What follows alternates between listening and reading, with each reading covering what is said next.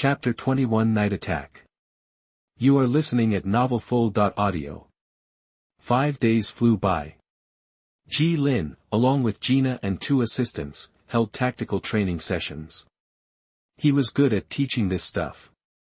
Technology was way ahead of tactics in this world. Cutting-edge tech often appeared, but the tactics to support it lagged behind by about 10 days. This world's twisted tech development made the problem worse. It was a catch-22. Any technology tested in real combat was bound to have hidden flaws, both in the field and under controlled conditions. Tacticians needed to develop strategies to counter these flaws, based on how the technology performed on the battlefield. He, standing at this point in history, was confident he had a good grasp of tactical warfare development. At least he could see further by standing on the shoulders of giants, and Jean, totally smitten, followed him around every day. Over those 5 days, besides discussing mortar tactics and general teaching, they also checked on the territory's progress. Back in the territory, only half a day had passed. Still no one had offered to sell him a ranch, which bothered him. He'd spent that half-day panning for gold and bought a blueprint for a public toilet to improve the territory's living standards. Under their commander's orders, their advance team had set up camp outside the industrial city-state of Sita. Sita was built on a flat plain, surrounded by nothing but green fields, gray smog, and mines. It wasn't exactly a fortress, and that's why nobody bothered trying to take it. It was just too exposed. Its lack of defenses also allowed it to thrive as a trade hub between 2 powerful nations when their relationship cooled off, but its luck wouldn't last forever. The people of Sita knew this, so they were trying to develop technology to gain some leverage as a mediator between the 2 countries. The adjutant, marking the map, spread out the infantry line into an arc. He measured the distance and confirmed the firing range of the 8 steam mortars under his command. Your mission is to use the steam mortars to take out those towers, then blow up 2 key points in the city wall. Widen the infantry formation a bit. They probably had steam artillery too. Since they were out in the open and the enemy was dug in, he wasn't confident they could destroy all the enemy artillery in the initial strike. A wider formation would make them a harder target. This was a city of hundreds of thousands. He didn't know the number of defenders, or their equipment. Siege warfare without a powerful breakthrough unit like a steam spider Governor Mecha. It was going to be tough, and there was something he was missing, a nagging feeling he couldn't quite place. We attack tomorrow. Behind them, the commander was giving a pep talk to a group of infantry sergeants. He was talking about the kingdom's glory, practically bursting with pride. They've taken heavy losses. They can't possibly hold us back. We have 2,400 men, 14 regiments of musketeers, and 8 steam mortars to tear down their flimsy walls. Those chickens and dogs will be routed by the soldiers of the Weka kingdom. We'll scatter them with a single charge, just like we did 5 days ago. That he was sure that if they just threw enough troops at it, this siege would be a slam dunk. The soldiers were being given drinks and food, following his orders, to boost their morale before the siege. Ji Lin didn't bother arguing, but his anxiety kept growing. A sure thing, absolutely. An officer slammed his hand on the table. He had everyone's attention. We're prepping for a bombardment tonight. They've lost all their steam spiders. They can't attack at night anymore. Those mercenaries really did a number on them. Coordinate the giant cannon strikes with the other steam mortars. Officers gathered in Sita City Hall, sitting in high-backed chairs to discuss strategy. Sita promised it would only maintain a small number of troops to deal with petty criminals, but for a city-state based on trade and industry, it was harder to hire retired officers, but they could hire mercenaries to do their dirty work. The problem was, the mercenaries' morale was shaky. Sir, daylight favors us. As far as I know, the cannon isn't fully operational. After the first shot, it takes an hour to replace parts and check for damage. Everyone knew about the giant cannon. It was a super-heavy mortar that Zeta had poured a lot of money into developing. It was over 600 millimeters.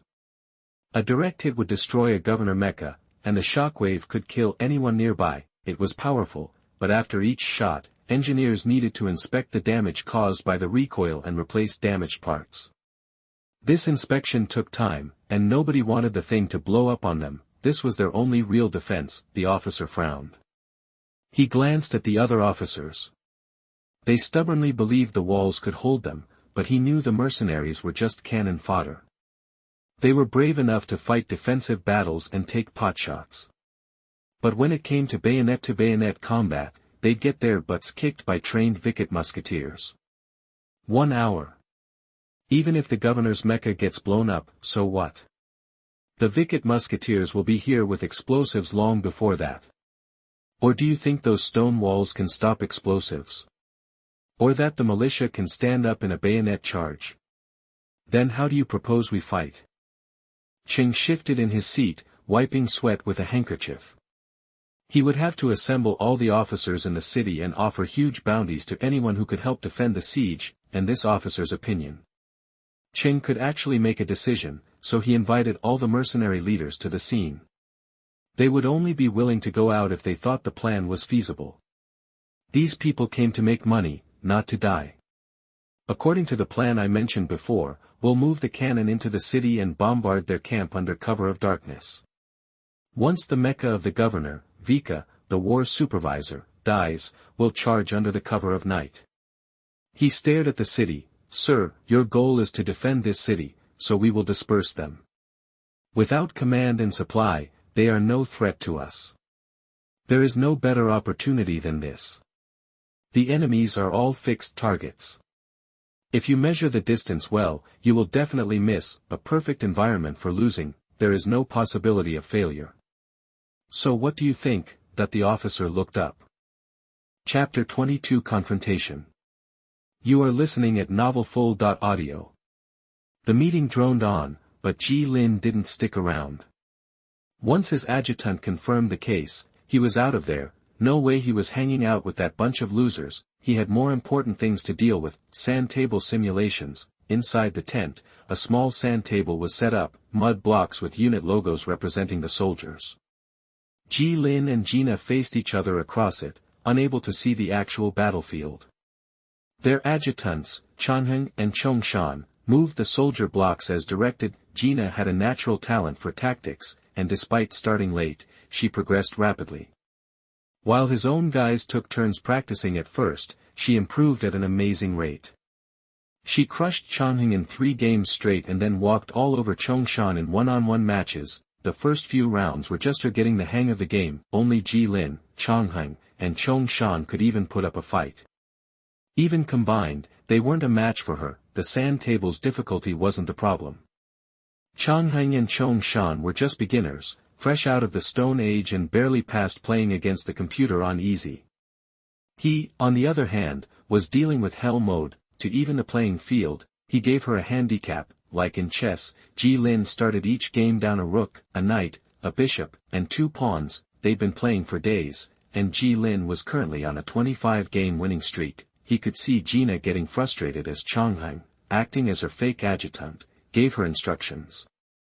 She had the firepower but nowhere to use it, and Ji Lin's main force refused to engage in a decisive battle. He was as slippery as an eel.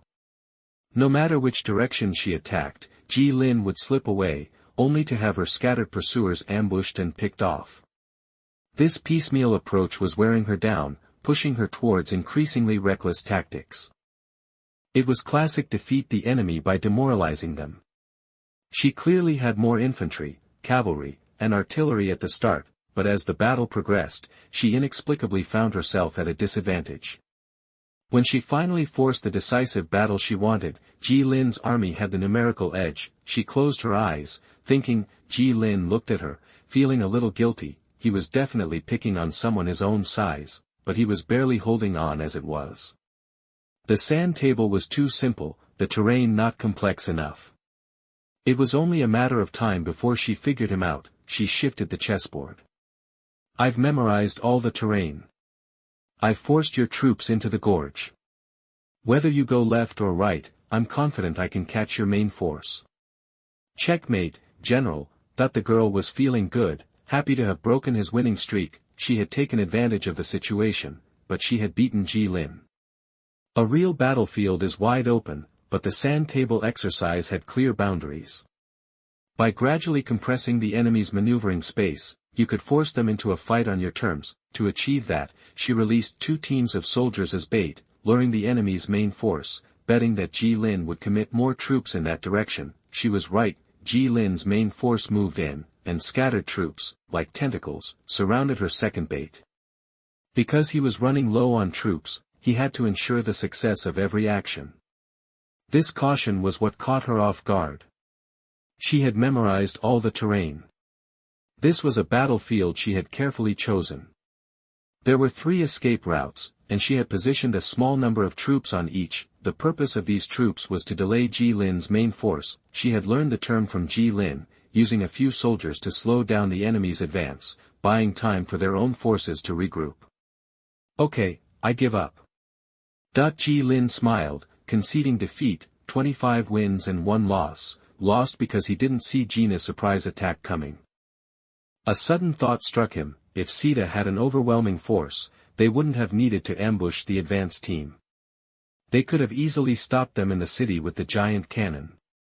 And even if they were planning an ambush, they could have sent more people, doubled their numbers, making the outcome far less certain. If they weren't confident in defending the city, then their actions would be riskier. They know what will happen in the future. They know that the siege will fail, but they are falling into the trap of outcome bias. They think Sita will definitely let them fight a siege. Ji-Lin felt a chill run down his spine. There are many ways to fail. What if the advance team didn't fail in the siege? Who says the enemy has to use their giant cannon in a defensive battle? Is that giant cannon really a fixed installation? It's just a guess. It might not even be right, but he had to be ready. The night was as dark as ink, thick clouds blotting out the sky. No moon, like a downpour was coming. Perfect night for it. Great weather, huh? Are they blind over there? Is the artillery ready? Our guys already slit the sentry's throat. Without steam spiders or those robot soldiers guarding them, they won't even know what hit them. The tall mercenary next to him was flipping a folding knife in his hand. The local culture of this plane has always been rough, with nomadic traditions.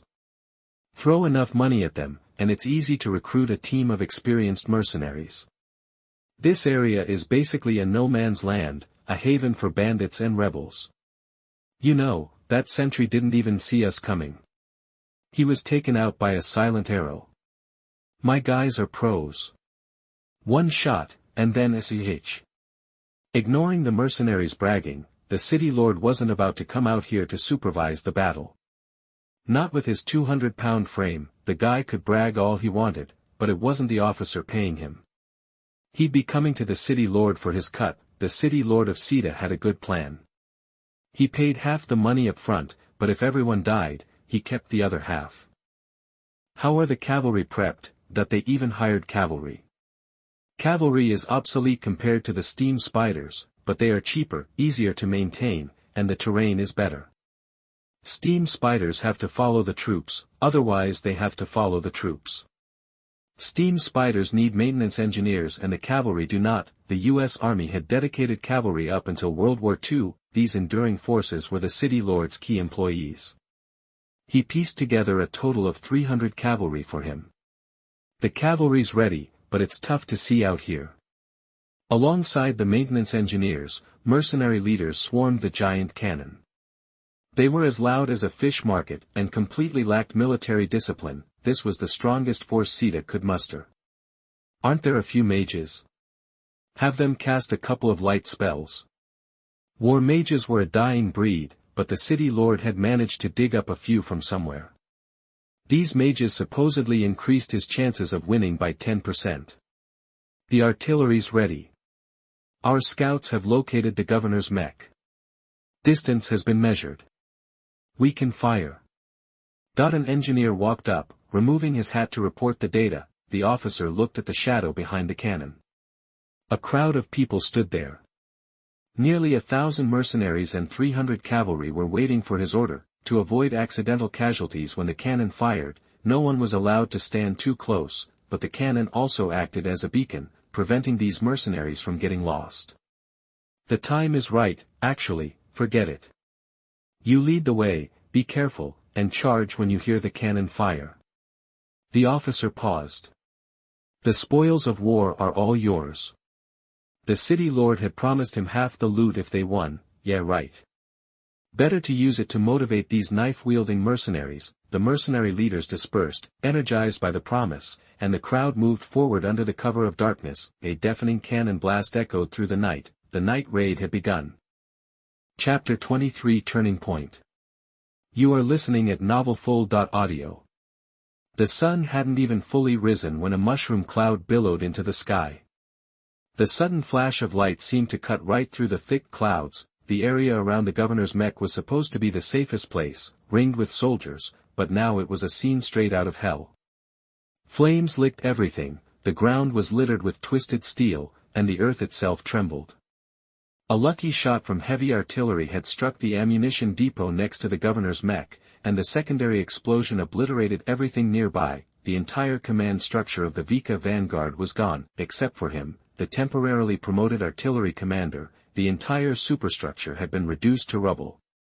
The governor's mech, the symbol of the army, was nothing more than two legs sticking out of the ground. If he hadn't reacted quickly, he'd be toast. If Ji Lin could see the troop roster right now, he'd see that the Vika vanguard's morale had flatlined, morale had bottomed out, and they were in full rout. Ji Lin closed the system panel, checking the timer. If there wasn't one built in, this was as good a time as any to add one.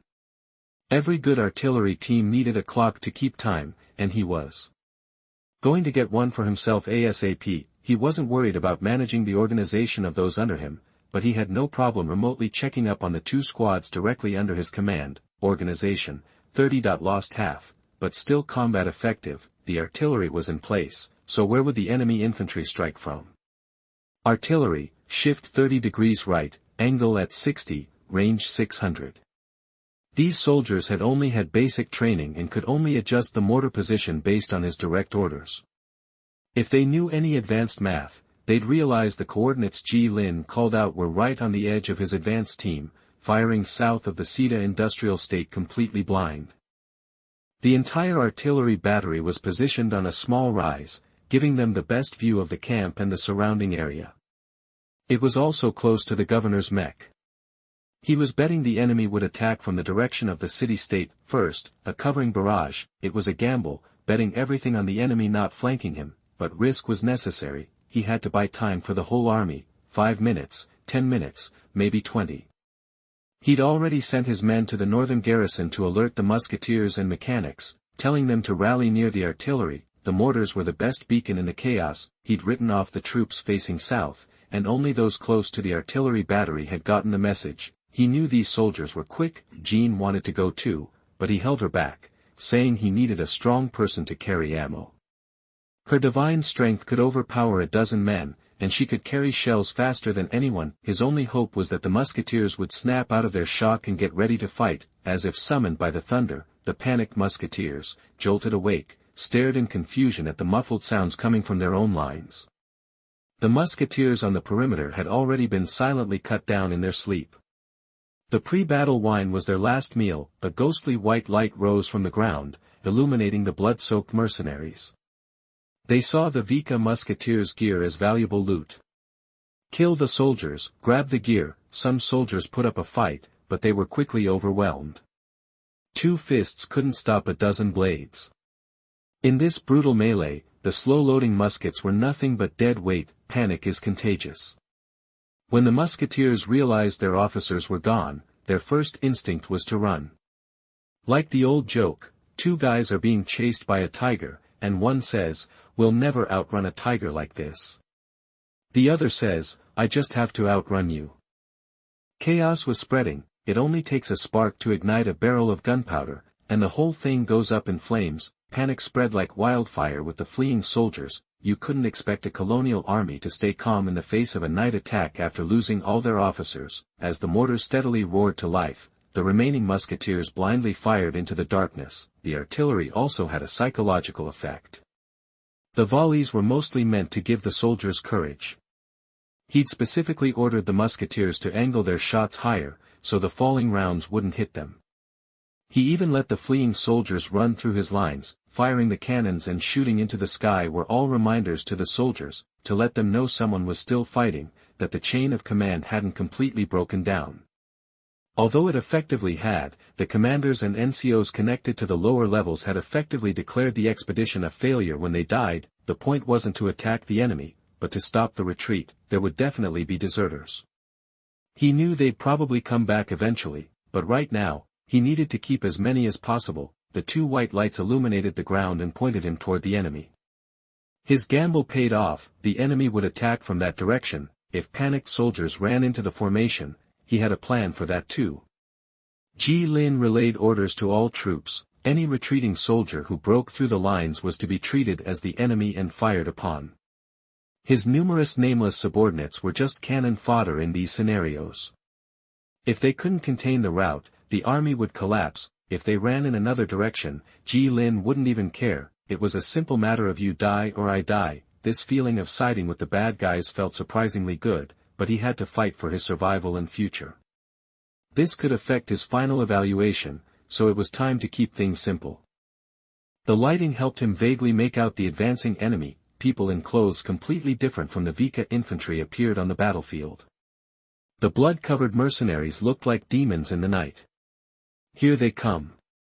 Bayonets were raised. The battle that started with firearms was ending with a brutal melee, and he was only armed with cold steel. A sinister smile spread across Ji Lin's face, sending a shiver down Gina's spine. Mortar, adjust to 30 degrees, reduce the charge, wait for my signal, prepare to fire. The target was dead ahead. The muskets had fired a single volley, but he had plenty of explosives. Chapter 24 Entering the City. You are listening at novelfull.audio. The mercenaries felt utterly conned. Their officer had promised the enemy would run, but they were stuck fighting the few who stood their ground. At first, chasing down these confused soldiers was easy. Then the mercenaries slammed into the Vika infantry's front line. A sudden storm of bullets ripped through the crowd, turning anyone in a spearman's uniform, or any kind of uniform for that matter, into a silent corpse. A single shot from a large-caliber 12mm gun was enough to knock down an unarmored person. A single shot to the torso was a guaranteed kill. This wasn't a game. No super soldiers here who could shrug off bullets and keep going. After the first volley, the spearmen didn't bother reloading. Instead, they raised their rifles, bayonets fixed, and used them as short spears. A scattering of gunshots rang out from the mercenary ranks, dropping 2 or 3 soldiers. The others dragged the bodies back, and the soldiers behind them stepped up. 400 Vika spearmen had gathered on the hillside in front of the artillery.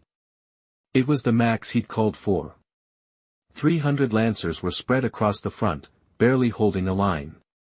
The gun teams were fighting independently, scattered like puddles after a rain. Some puddles would dry up fast, others would last longer. Changheng stared at the approaching mob. He had Ji Lin's order, hold for 10 minutes, give the mortars time to get ready. The mercenaries had guns, sure, but at this range, there was no chance to reload. Neither the Vika spearmen nor the mercenaries considered it. Trying to reload a slow-loading gun in a charge was a death wish. Men, let's be clear. If we can't hold them, we die here today. Changheng yelled. There's nothing behind us. Run, and you'll face military justice. But if someone else had said it, standing safely behind the lines, they'd be laughed at. But Changheng was right there at the front, facing the enemy. It was a hell of a morale booster for the infantry. Hold the line. Changheng was a centurion, after all. Cold steel combat was in his wheelhouse. In other words, this kind of fight was more like what he was familiar with. Yes, sir, the Vika spearmen roared back, trying to sound braver than they felt. Ji Lin watched from high ground. He'd made all the arrangements. Now it was time to fight. If he had to put a number on it, their chances were 50-50. The camp had taken a beating, crushed by the cavalry surprise attack. Even the spearmen couldn't hold against the mercenary cavalry. It wasn't all bad. At least the cavalry didn't charge his front, which was so weak it wouldn't have survived the hit. The mercenaries were fierce, hardened by knife-edge training. Their combat experience was coming in handy in close quarters. The Vika spearmen had the advantage of formation, and they were holding, barely, but no matter how fierce the fighting, nothing could withstand a mortar strike. Mortars didn't fire in straight lines. Regular cannons would cause friendly fire at this range, but mortars could lob shells over the front lines, right into the enemy's rear. As for the prisoners, Ji Lin had released them as soon as possible. Fighting on the front lines with nearly 400 prisoners of war at their backs was a recipe for disaster. They would take advantage of the rout and flee into the night. Releasing the prisoners was a good way to reduce pressure on his soldiers. He could free up guards and move them to the front. Besides, he didn't want to kill so many people. The enemy retreated. The moment the mortars opened fire, the mercenaries were doomed. Their morale collapsed faster than they'd attacked. The cavalry, seeing the artillery, kept their distance. They tried to pick off lone spearmen, but were repelled. They were bullies, plain and simple. With the enemy gone, he could finally take stock of the survivors. 584 people. He did a quick head count. The mechanics were well protected, thankfully, less than a quarter of the original force. Ji Lin sighed. All that work, and he'd only saved a fraction of his men. A 50% chance of winning meant a Pyrrhic victory. 500 men, plus 8 cannons with no ammo, that was it. That was all he had, but there was a silver lining. He'd tripled his command. No one was breathing down his neck. These 500 were steel forged in battle. Their spirit was high. All they needed was a little training, and they'd be outstanding soldiers. Should we retreat? The remaining soldiers had little strength and morale.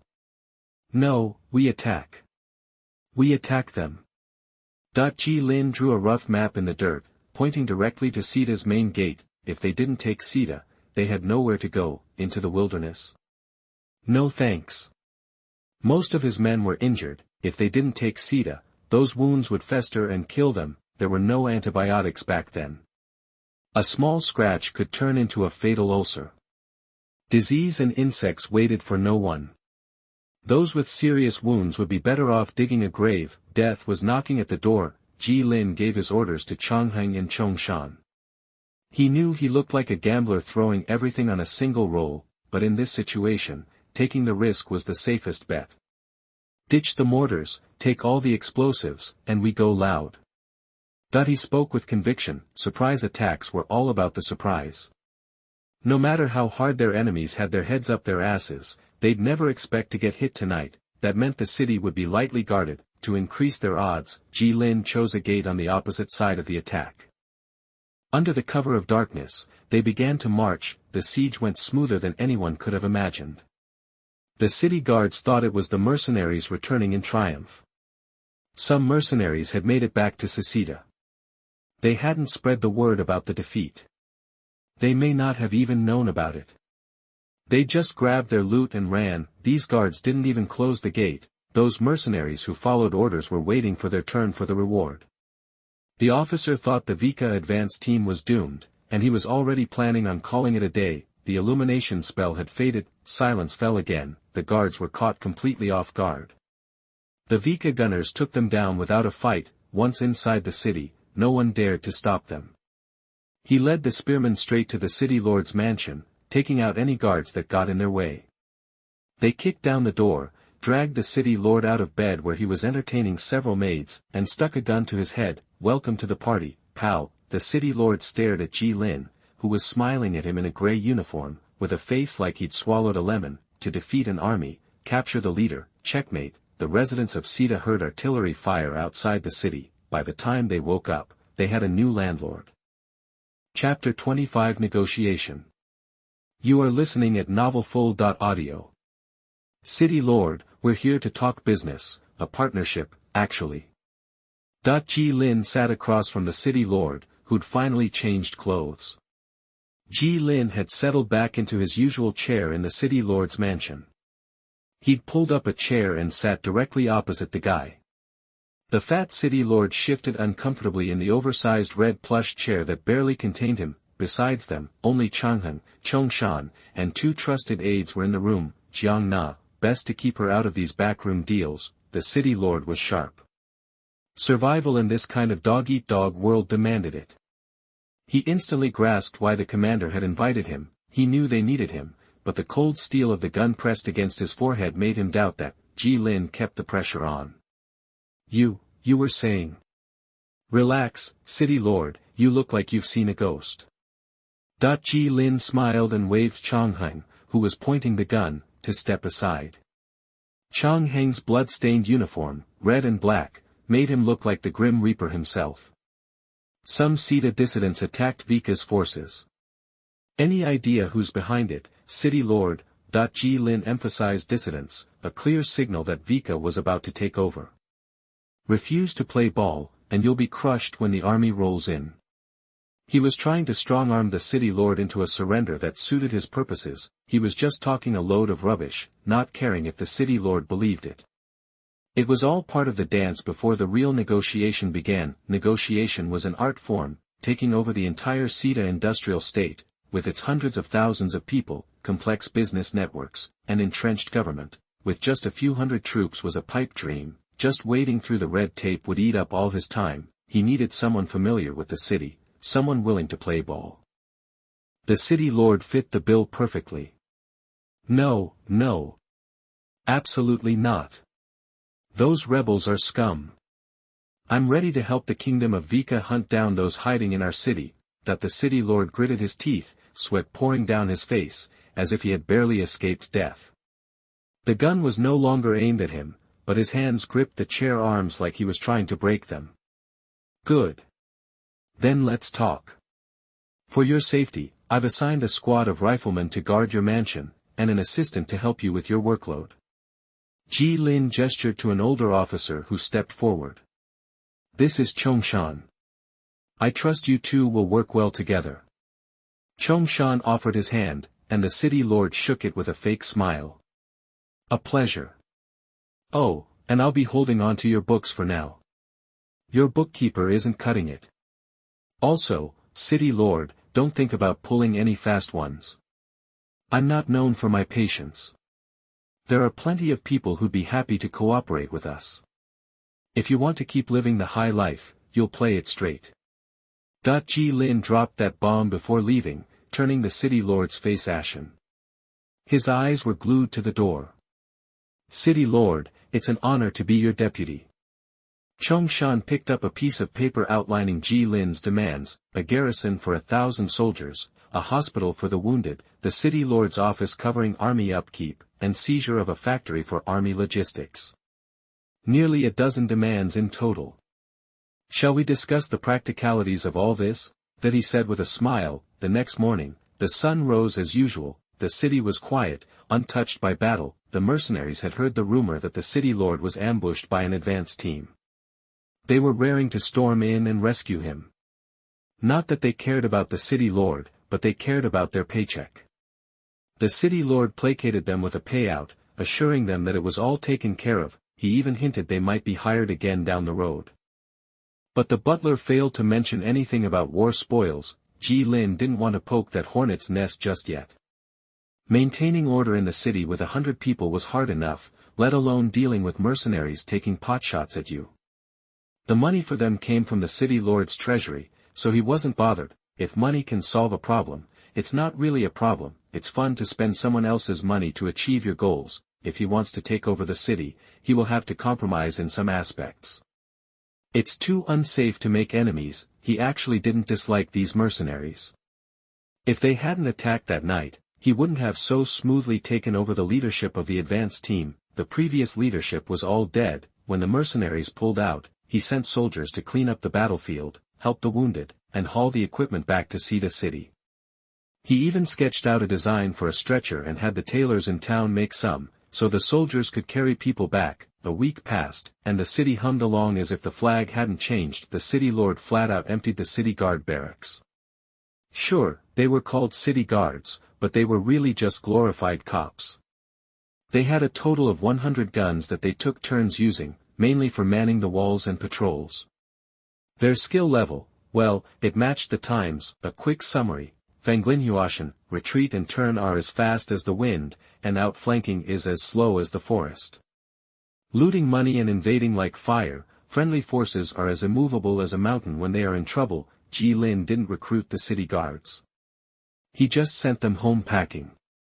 No wonder the city lord had to hire mercenaries. These useless leeches were good for nothing. After all, Sita was a freewheeling city-state, home to every type of person. A few cops simply weren't enough. Even more amazing, after he replaced the city guards with a 9-man Vika rifle squad for patrols, the whole city seemed to turn a new leaf.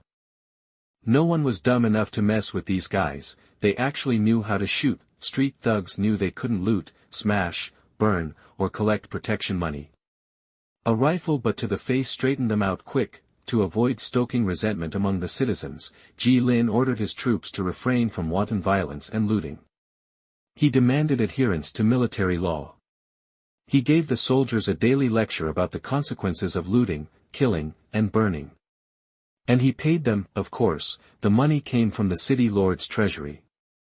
He had no money to look for. The city's clinic was swamped with nearly 800 wounded soldiers. The wound treatment system in this city was just awful. He counted over 100 soldiers who had been injured in the battle, which was 1/10 of the total number. Lin had no choice but to bite the bullet and snag more money from the city lord's coffers to turn a hotel into a temporary hospital for the soldiers to recover. He wanted to add soldiers as quickly as possible. Besides the dungeon, he also made time to check on his own territory. One lord offered to sell him a ranch for 150 gold mines. He pounced on it, snapped a photo of the ranch next to the hunting spider, so he could start breeding hunting spider troops to fight for him in the future. Pasture. Requirement, 160 wood, 40 food. Ability, can build various natural animal resources and raise domesticated animals. Introduction, with it, you can live a meat-eating life every day. Chongshan has been upgraded. After 7 days of management, Chongshan was finally promoted from a first-level official to a second-level official, and his characteristics remained unchanged. After being busy with many things, he was almost exhausted in the city lord's mansion. His eyes were staring at the sky. He really wanted to be an emperor like other lords, and next week he would have to solve the factory problem. As an industrial state that relies on large blue crystal veins to make a fortune, Sita is famous for its cheap energy. These cheap energy sources have prompted a large number of steam factories and research institutes to take root here. The weapons and equipment used to fight them were all provided by the local enterprises reluctantly under the threat of the city lord. Steam machine soldiers and steam mortars. After he completed the basic configuration, he should go to meet these local snakes. At this level of completion, he should be able to get musketeers. Chapter 26 Technical Consultant. You are listening at novelfull.audio. Sir, there's someone here to see you. Says you don't know him. Chongshan ushered a young man in, dressed in a red and white military uniform. The armband had been removed, making him look like he was playing dress-up. Even with his hands clasped behind his back and standing stiffly, you could see the nervousness radiating off him. Hello, do you know me? Yep, I know you. Why don't you introduce yourself? Lin shook his head. He didn't have the mental bandwidth to memorize every face he'd ever seen. It was too draining. All he needed to do was identify the specifications of each cog in the machine, and then slot those different cogs into their place in his forward progress, trying to keep track of everyone, doing that hundreds of times, and then sifting through hundreds of profiles. He couldn't bring everyone with him from each mission. Everything they accumulated during the long haul would be wiped clean when the mission wrapped up. The rush of adrenaline morphed into cold, hard focus. A successful mission was like a shot of whiskey to these guys. Only the territory they built up piece by piece was truly theirs. Some might enjoy the ride, soaking it all in like a road trip movie, but for him, the best way to handle it was to shut down emotionally, stick to his own moral code and plan, and tune out the noise. Sir, do you remember the attack on the Vika advance team a few days back? The young man took off his military cap, revealing an unremarkable face, both tough and world-weary at the same time. He looked like any other office drone you might pass on the street. Lin was a little surprised by his question. You planned that operation? Technically, yeah, I planned the whole thing myself. The young man puffed out his chest, almost as if he and Lin were rivals and he had planned to eliminate the advance team. Mia National Engineering College, Sonoda. Impressive for someone your age.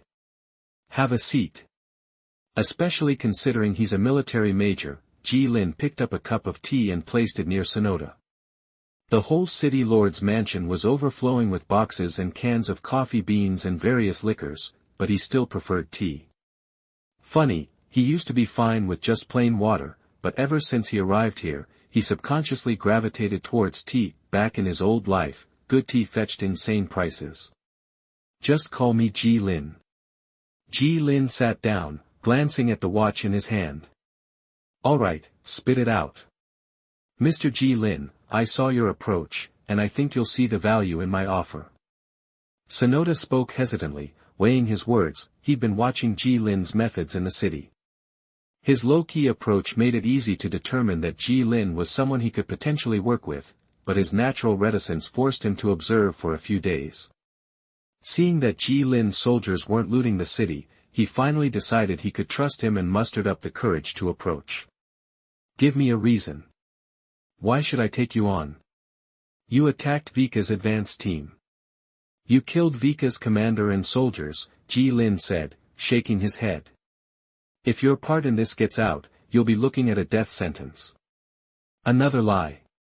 He'd be stuck in this scenario for a year, wrapping up in a month at the earliest. If he took him on, he would have to face Vika's internal investigation. Vika's response to that would be long gone before he even responded. Ji Lin's current focus was to get the two subordinates experience first, get more experience to increase the level and add new features, which he would definitely bring back. If the two subordinates get rare attributes in this copy, he will feel that this trip is in vain. Unlike the global characteristics that the Lord needs to be recognized by the system to obtain, the generals under his command can master quite a lot of characteristics and knowledge through learning and be recognized by the system. These characteristics only apply to the areas under their jurisdiction and control, but the difficulty of unlocking is much lower than the global characteristics. Even though I planned the attack, I'm an engineer. The officer was just my deputy. Sonoda bit the bullet. I'll join your forces as an officer, but in exchange, I'll provide you with all sorts of technical data and equipment maintenance, and you'll fund my laboratory. That was why he was willing to serve the city lord. His experiment had reached the point of burning through cash, and the city lord's hefty bounty was just what he needed. But now that the city lord's long-term backing had fallen through, he had to find a new investor, and his only target was Ji Lin, the outsider who coerced the city lord with force. He was a perfect fit for Sonoda's needs, with the exception of that one time that she had attacked him. Time to roll. Jiangnan knocked on the door, poked her head in, and looked at Ji Lin with excitement. Changheng was busy training troops and acting as a sort of police chief, while Chongshan was gradually taking over the city government's affairs. Ji Lin chose to bring Ran Na along with him to meet the business owners. She was pretty thrilled about this. Finally, Ji Lin needed her. Ji Lin, who was busy every day before, didn't even play military chess with her. Ji Lin was planning to send Na out to fight bandits after she'd had some training, which would not only hone her skills but also bring in some extra cash. It was a bit of a stretch for his 500 men to patrol the city, which was home to hundreds of thousands.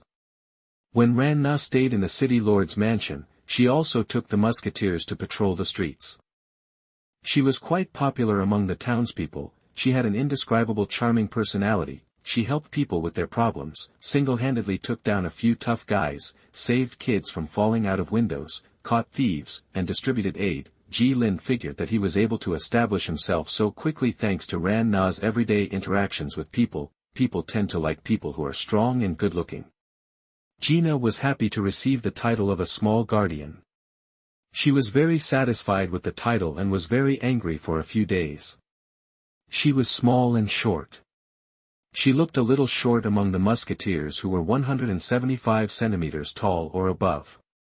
She just reached 170 centimeters and looked a little short. She didn't have much experience training soldiers. She just assisted Changheng, and there wasn't really a position for her in the city.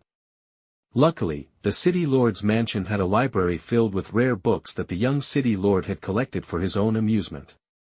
Mr. Sonoda, I need a technical consultant.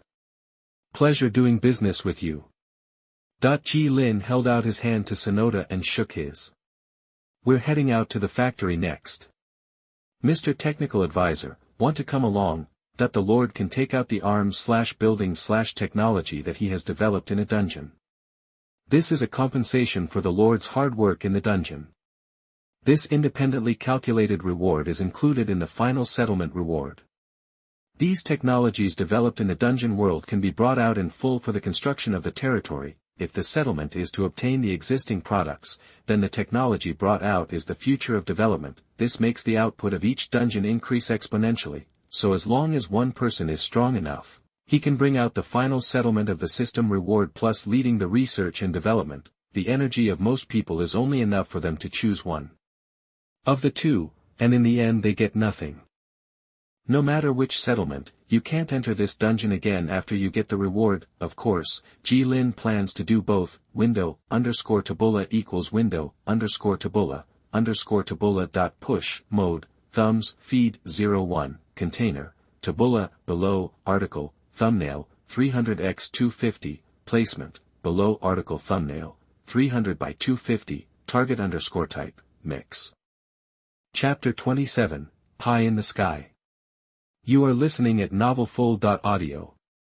Okay, so as you can see, we've got the best craftsmen in SITA working here. Every single part is made by hand. The factory owner was really proud showing Lin their production, like a watchmaker showing off his handmade clocks, you know. He thought it was a sign of being cutting edge. But Lin, who was used to seeing assembly lines, just saw it as a slow way to make things. So, you guys made those steam robots that attacked us? How many of those things can you crank out in a month? Lin asked, which kind of caught the factory owner off guard. But then he saw Sonoda behind Lin and realized that Lin wasn't afraid to talk about it, so he must be interested. This officer wasn't shying away from it, so neither did he. Of course, they both knew not to talk about what happened on the battlefield. They're just tools, gotta sell them when they're done. Doesn't matter who buys them. Our whole factory can build 2 of those steam robots in a month. We only have 2 craftsmen working on them. 1 machine every 2 weeks. Lin looked around at the massive factory, with hundreds of people working. The air was thick with the smell of oil, and the hydraulic press was constantly hammering metal. It was hard to describe. This was supposed to be the biggest factory in SITA City, which is why he came here first. You want to see more? I can show you around the workshop.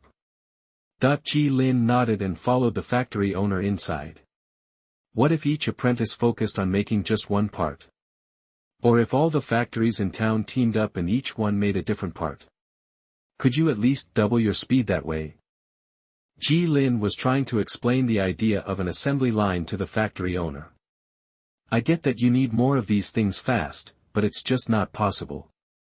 First of all, our craftsmen are really skilled. You can't just take a new worker. Heck, even after 5 years, they might not be able to follow the blueprints. They say machines have a soul. People like to keep their tech secret. He said quietly. Honestly, our factories just don't get along. If the 4 factories in this city tried to work together, I'm afraid.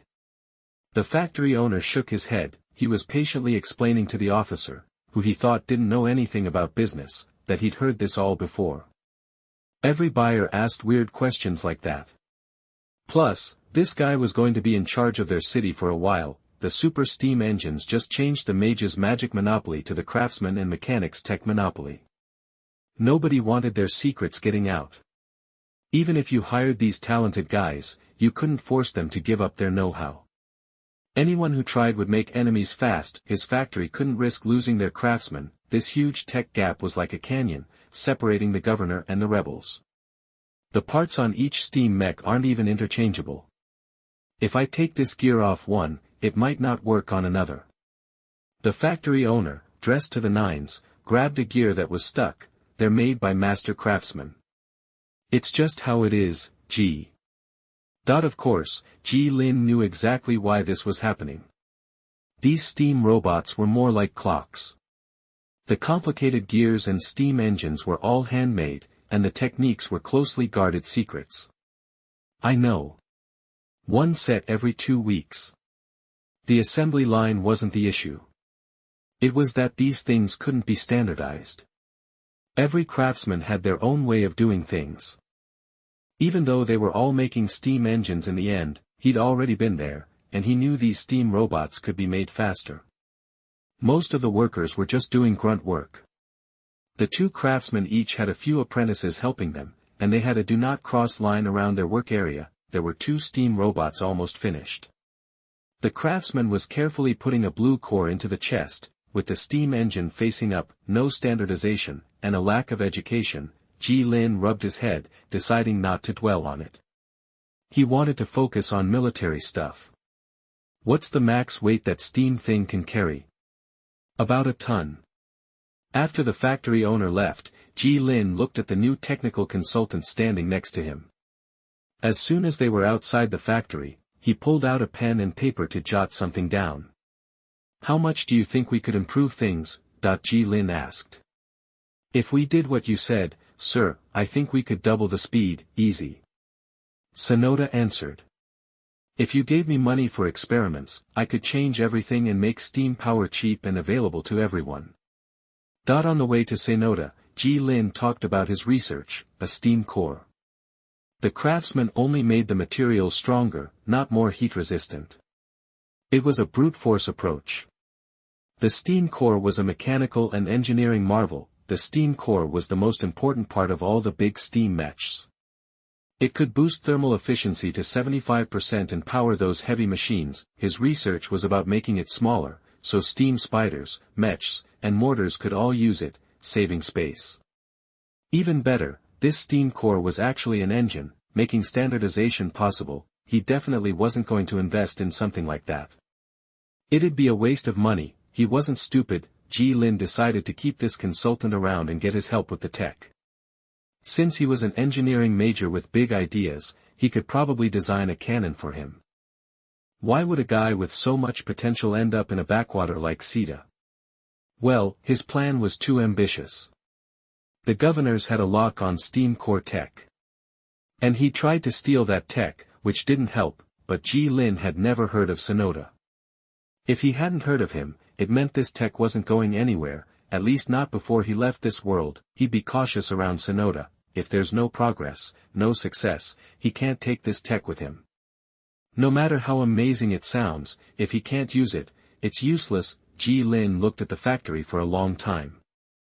Remember these numbers: 2 kilometers, 1,000 kilos, direct fire, 75 to 120 millimeters. Sonoda knew what Ji-Lin was getting at: cannon range, cannon weight, and barrel size. He needed weapons. Help me with the research, and I'll convince the higher-ups to fund your experiment. Oh, and have you seen Jean? Where'd she go? Ji-Lin scratched his head. It seemed Jean had wandered off when they found the factory owner. Chapter 28: Preparation and Firepower, Second Update. You are listening at novelfull.audio. Edited content. Finally, they spotted Jean near a steam engine, completely absorbed in its inner workings. The arc of electricity illuminated her face, and anyone thinking of interrupting her was put off by the authority in her military uniform. How did someone so young end up leading the resistance? She was nothing like the image he had of the Supreme Commander, the unwavering leader with the white flag.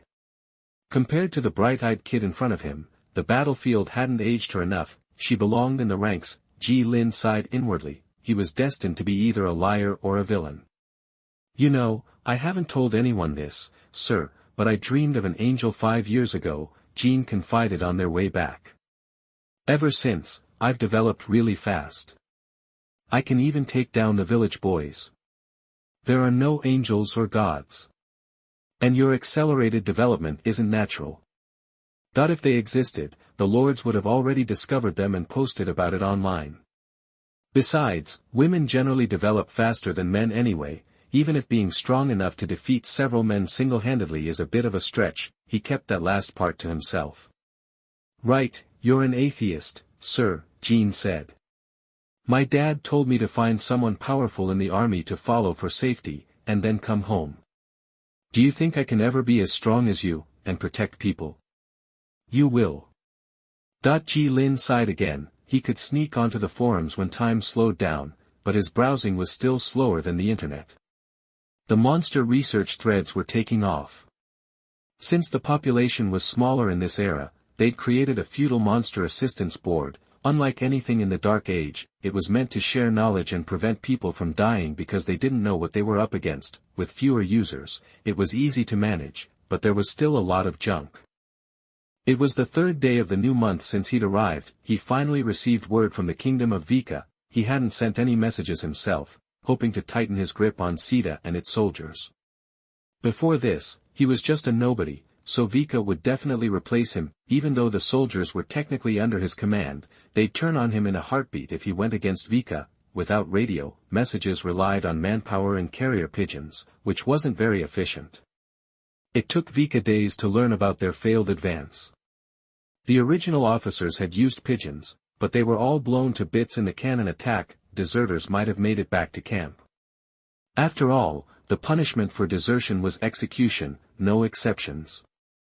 But the Vika messenger ran into some deserters and only returned to the city to report after confirming the news. More time wasted, figuring things out, discussing, and sending troops, something so simple, and the entire kingdom of Vika was moving at a snail's pace, bloated and sluggish. When Ji Lin learned about it later, he couldn't believe they'd even made it to Sita with that kind of reaction time.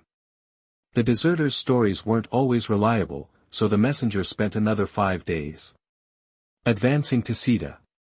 There, they saw the gray-uniformed soldiers guarding the walls. After contacting Ji Lin, they finally went back to the heart of Vika with updated intel. Their original plans were scrapped again. It took them a full week to reorganize. Finally, today, a messenger on horseback brought news that the first wave of Vika reinforcements had set out. 4,000 soldiers were on their way, but those 4,000 would run straight into Mia's forces, if his memory of past events served him right. Unless his actions in taking Sita had caused a butterfly effect. Along with the news came a furious letter from the governor, demanding a bloodbath in Sita and his handover to another officer when the army arrived. Ji Lin would be rewarded for his heroism, of course. His intentions were clear, to slaughter Sita in revenge for the fallen leader and turn it into a Vika military stronghold, all while removing Ji Lin from command. Shit. Ji Lin rubbed his temples. That young, skilled commander was the governor's protege. He was already anticipating the conflict of interest and the governor's inevitable revenge. To consolidate his control, he disbanded Vika's spearmen and recruited respected citizens to form a city guard. While this would erase Vika's influence, it would also lower the troops' training level. It was almost 1 leader per 4 soldiers. He instructed the messenger to recruit more soldiers on the spot. The guard swelled from 500 to 2,000 men. Even then, there were still 400 guns recovered from the battlefield. Guns and ammo were plentiful, and Sita could directly resupply them. The factory owner and the city lord were on the same page. No matter who was in charge, these industrialists were confident they'd be safe. They would do anything to please him, even provide medical supplies at rock-bottom prices. Each city guard member could fire 3 rounds a day to improve their skills. That was more than the Vika spearmen got in training, which was just 2 rounds a week, barely enough to get used to holding a gun. Why waste ammo on guys who were just waiting to die? The cost of training 1,000 spearmen was astronomical. Morale depended entirely on the supervisors.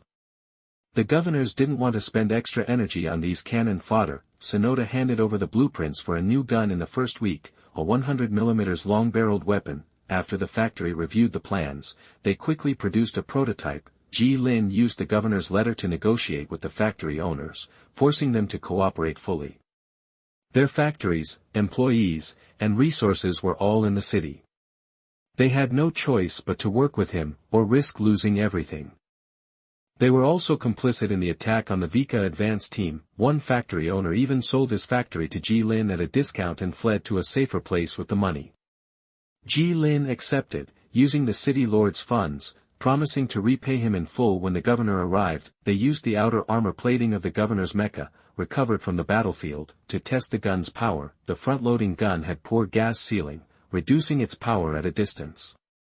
It could only penetrate the governor's armor within 800 meters, far short of his requirements. As for rear-loading guns, they could only rely on existing technology, and there was no experience to draw on. Even with high-quality metals smelted using hydrogen from the blue crystal mine, these front-loading guns could only fire 5 rounds before the barrel was ruined. Another weapon concept came from discussions with Ji Lin, a 120mm mortar. This weapon, using precision mechanics, was an improved mortar. The barrel wasn't a huge issue, but the shells were. They used rune technology to make the material strong enough. The mortar used the same tech as the steam mortar explosives, their existing technology that could be adapted. Smoothbore mortars also needed the same rifling technology as direct-fire guns. Sonata was a genius at this. After listening to Ji Lin's explanation, he drew the firing pin and detonation mechanisms. He might even realize the miniaturized steam core technology that he had talked about. Compared to the 250mm steam mortar, this 120mm mortar had a longer range, reaching up to 1.5 kilometers, at the cost of power. When attacking armored targets, the explosive-filled 120mm shells were weaker than solid rounds. Production capacity and cost. There were many issues, but Ji Lin had found a way to fight the governor's mecha. Both weapons could be carried by steam mecha soldiers, along with extra ammo. The factory owners thought of steam mecha soldiers the same way they thought of steam spiders. They imagined using them for melee combat, killing enemy infantry and armored units at the front line. They even developed arc arms to stop steam spider cavalry charges. But that was a mistake. Steam mecha soldiers and steam spiders were both excellent vehicles. It was time for the bloated and sluggish governor's mech to become obsolete. Chapter 29. Complete the arrangement. You are listening at novelfull.audio. The second wave of Vika's backup troops ran smack into Mia's advance team halfway, and right away both sides were yelling about fighting dirty before opening fire. When Vika's people asked for help, Ji Lin stalled. He claimed his troops were still training after a recent battle, and that he was busy putting down rebels and bandits inside the city. Basically, he was playing the too busy to help card. The Sita plain wasn't much bigger than a postage stamp, smaller than 2 counties back home, but it was big enough to fuel the ambitions of 2 kingdoms, and just like that, Vika and Mia were at war. Ignoring the public outcry at home, both countries drew swords on their neighbors, convinced that wiping each other out was the only way to survive into the next age. It was a winner-take-all scenario, where the victor feasted on the loser's remains. In what felt like a blink, his simulation had hit level 45, meaning Ji Lin was halfway through his mission. The early stages were tough, but now the focus was on building up the city and getting all the resources working together. Ji Lin strong-armed the production leaders of Sita into a unified front, essentially forcing them to sink or swim with him. Every single one of them had taken part in the attack on Mia's advance team, and they'd all come to resent their weakness as they realized their mistake. They'd hate themselves for listening to the city lord's encouragement to support the attack, and hate the city lord who wanted to keep his position. None of that mattered to him. Anyone who refused to play ball felt the full force of Vika's authority, often on trumped-up charges. Ji Lin was quick to point out that a crime could be found in any factory record, and he brought the hammer down hard. Besides the factory owners, the mines were another big power player in Sita. They were the city lord's real money makers. Factories only paid trade taxes, but the mines lined his pockets.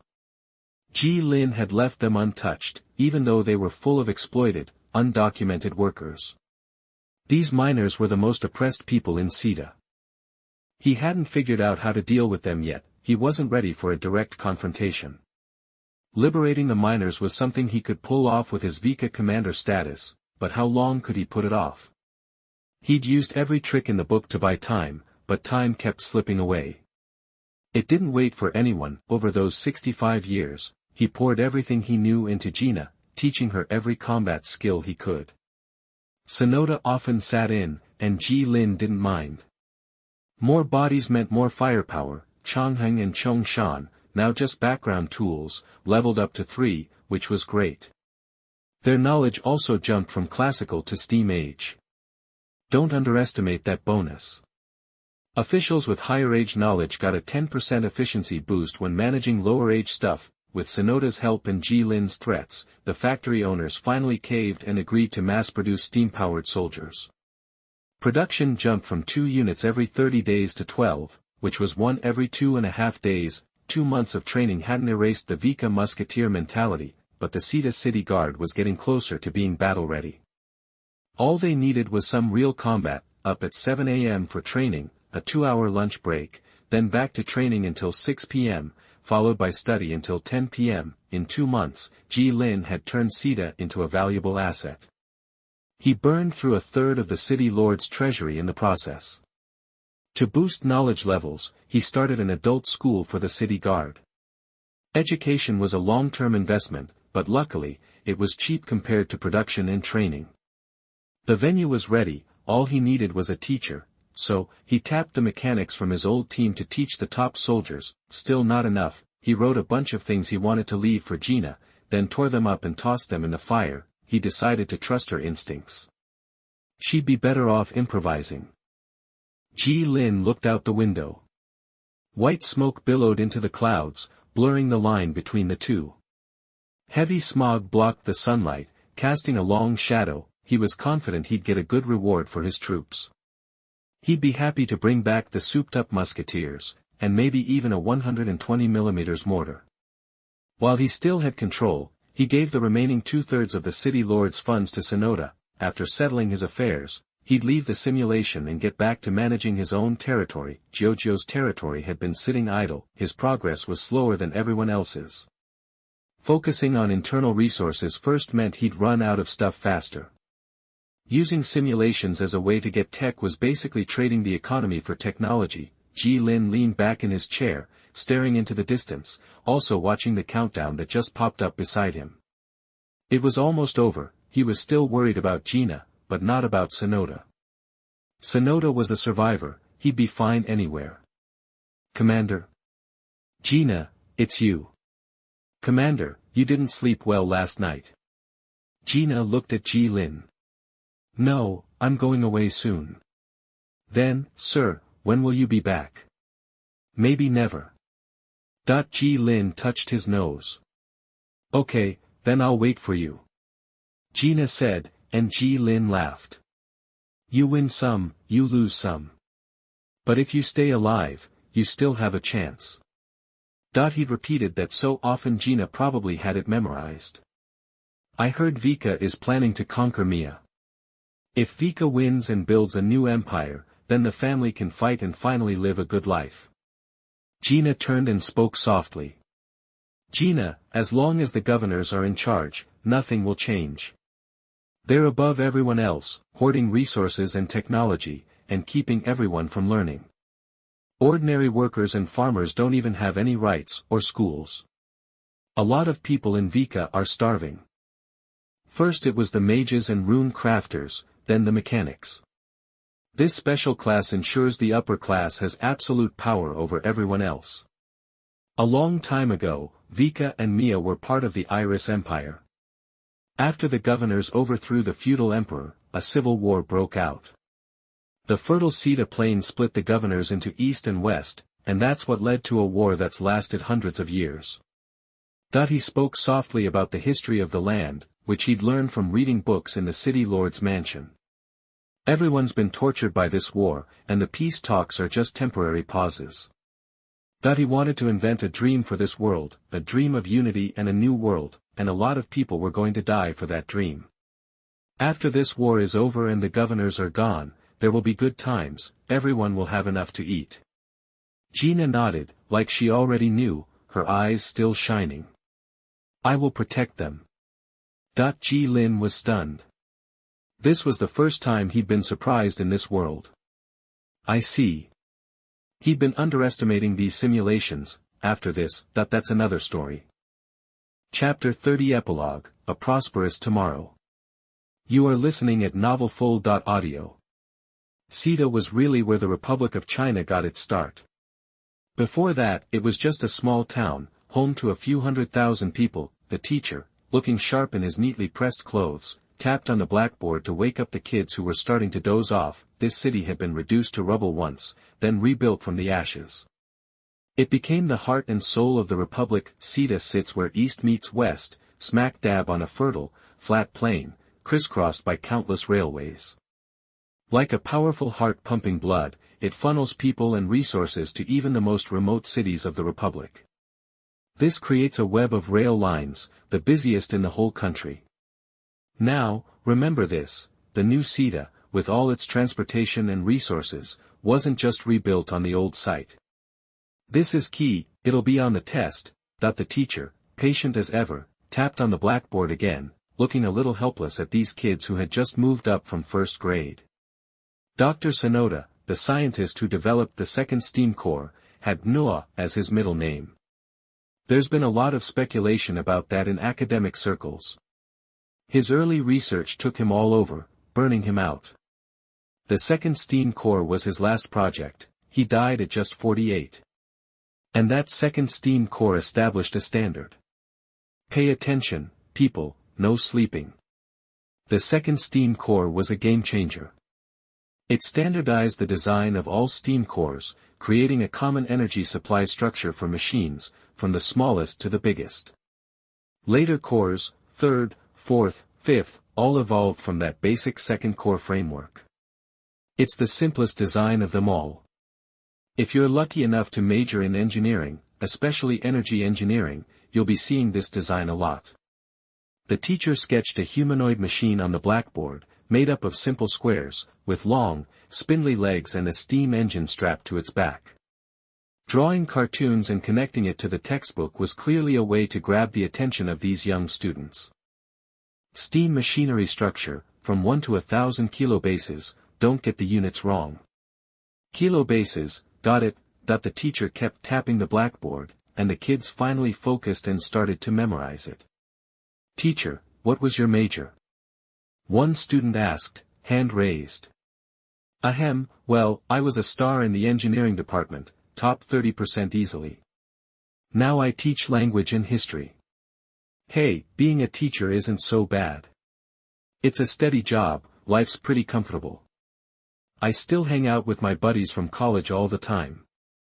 He clicked his tongue. He thought he saw a strange look in the kids' eyes, but then they quickly turned their attention back to the steam machine drawing. In their minds, steam machinery was just a collection of robots in different shells. They were covered in gray or silver metal, sometimes with gears showing.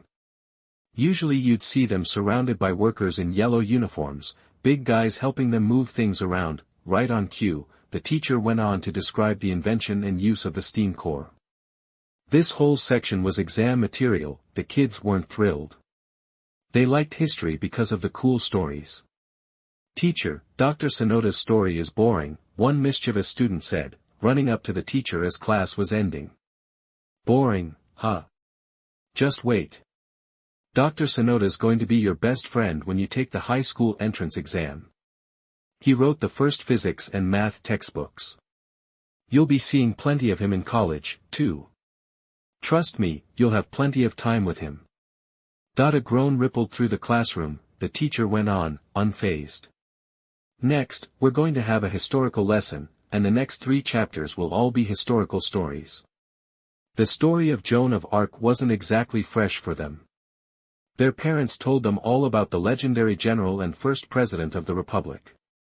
Stuck in the Vika Mia War, she came out of nowhere from a small town and led her elite troops, steamrolling into the governor's headquarters.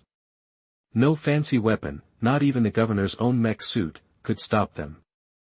The kids loved those massive governor mechs. They were always tracing old photos from books onto tracing paper, then showing them off in class to see who drew the best. Everywhere she went, people cheered her name, thousands rallied behind her and the flag she carried. Their homes were destroyed, their towns in chaos, their own brothers and sisters suffering. After toppling the Vika governorship, she didn't stop there. Teaming up with Sonoda, who was working undercover in Mia, she delivered the final blows to the other governors who were still celebrating the fall of their rivals, and that was the end of the governor's rule. From then on, things got less exciting. The teacher told them about the Irish Republic, and they all knew this was the boring part. She reformed education so everyone could afford to go to school. Scholars made new books available for everyone. She told people about the weak magic potential, expanded outward and discovered new countries. Then the 5 steam cores were invented, new crystal mining techniques were developed, crystal dust was used as fertilizer, automatic machinery was everywhere, and rockets were launched into space. They saw all this on TV. It was too close to their everyday lives to be interesting, and they couldn't wrap their heads around the complicated technical stuff. Alright, that's it for today. Teacher, what do you think history would be like if there was no Joan of Arc? The teacher closed his textbook and looked out the window. The sky was bright blue, like it had just rained. A worker in a yellow uniform was directing a 5-meter-tall steam robot to change a broken light bulb. History doesn't work that way, kids. But the choices people make at every turning point shape history, sending us down different paths. The teacher turned to the blackboard and started writing the word occupation, but the chalk broke in half while writing the word. He took a new piece of chalk and continued where he left off, finishing the 2 words. After writing the heading, he added 800 words minimum underneath. Then he set down the chalk and tapped the blackboard. This week's homework is to write an essay about what you want to be when you grow up. At least 100 words. Class monitor, erase the blackboard, please. Another collective groan echoed through the classroom.